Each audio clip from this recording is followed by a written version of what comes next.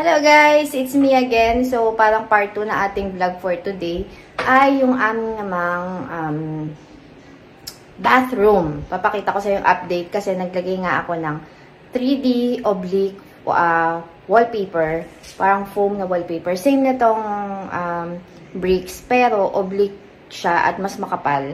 And that was 3 years ago pa. So, marami nagtatanong sa akin kung kamusta na, kung dumidikit pa din ba, kung okay pa rin ba. Yes, sila pa din po yung original na nakalagay. So, ipapakita ko sa inyo.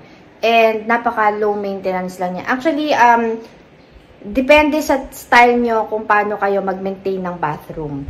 Para masabi na low maintenance. Kasi, iba-iba po tayo ng level, diba? Sa parang, sa akin madali lang yan. Pero sa iba parang high maintenance na pala yun. So, para sa akin low maintenance naman siya. Kasi, although in time, tsaka ko lang, kumbaga iba-ibang style, iba-ibang technique yung paglinis ng na-experience ko in 3 years. Para masabi ko na, eto na, ano ko na, hindi pala siya kailangan kahit kuskusin na kuskusin.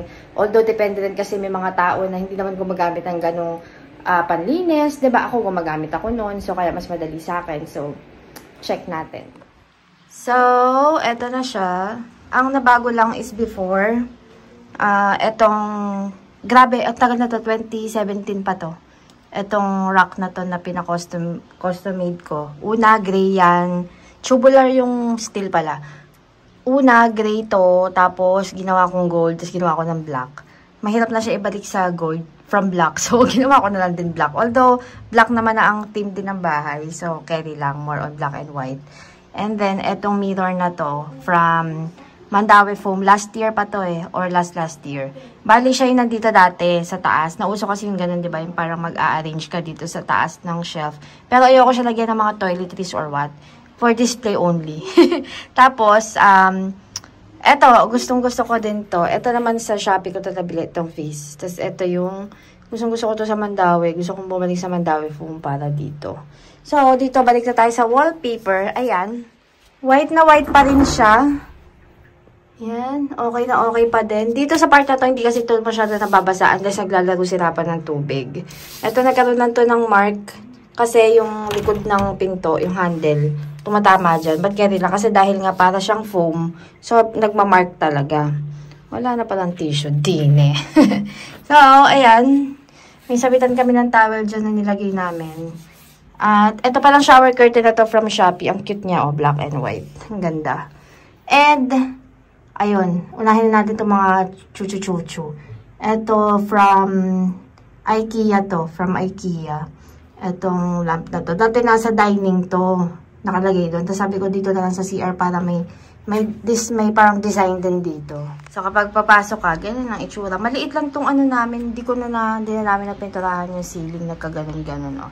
So maliit lang tong aming bathroom. Saktong-sakto lang din.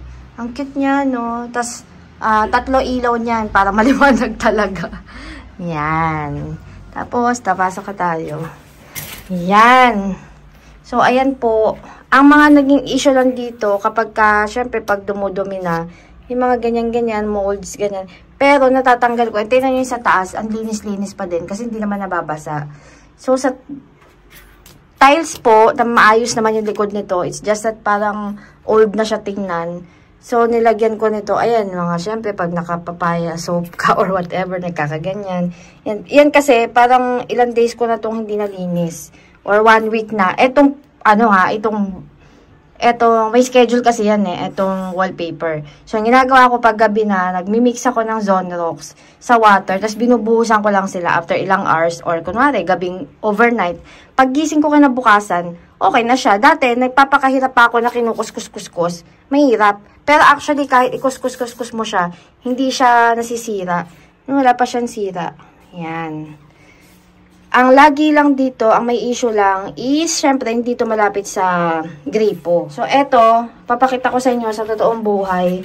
Eto po, dahil lagi nababasa, ayan, nagaganyan na siya. Natatanggal. But ito lang sa part na to. Pero pag binalik mo, diba, nakadikit pa rin. Papalitan ko na nga yan But I mean, diba, for 3 years, okay na okay pa din. Lalo pag bagong linis to. Sa video kasi parang, yun na nga diba, pag sa video na emphasize talaga yung mga something. Pero, sa totoong buhay, parang ang puti-puti pa rin niya sa totoong buhay. Yan, ang puti-puti pa rin niya sa totoong buhay. Ayun, lalo na sa taas, oh. Kahit yung dito sa area na to, especially dito na hindi naman nadudumihan. Ang puti-puti, parang good as new pa din. Ayun, oh, maayos pa din siya. Yan, maayos pa din. Tapos, meron ako mga lagay dyan ng mga something-something. Mga bath, soap, ganyan yan, liquid. Sure ba, conditioner, chuchu na hindi ko na na-refillan dahil tinamad na ako. But, I mean, in fairness, after 3 years, okay pa din siya. 'Di ba? And, hindi siya gano'ng ka-high maintenance for me. Although, kasi, natutunan ko na lang na in time, kumbaga, kung ano yung tamang style ng paglinis. Dati kinukuskus pa namin. Tapos parang mga last year, ko lang natutunan na, buhusan na lang kaya, since white.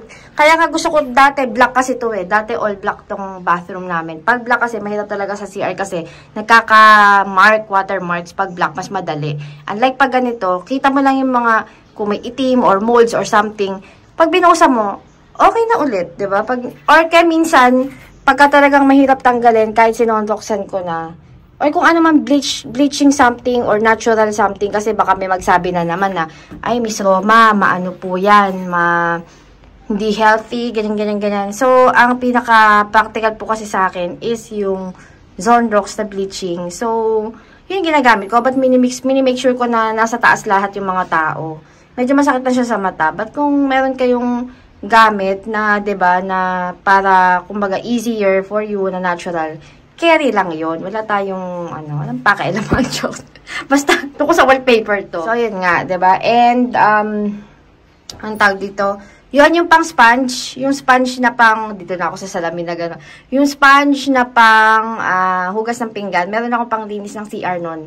Ang dali-dali niya, and ang gamit ko rin ay titignan ko siya, baking soda. Yun. Tsaka, yan, mix yun. Sabon, baking soda, tsaka, yun, konting Zonrox. Babad ko siya, padating mamaya, maputi na ulit. Ganun lang, para easier. Tapos, meron kami dito sa sahig na ganyan.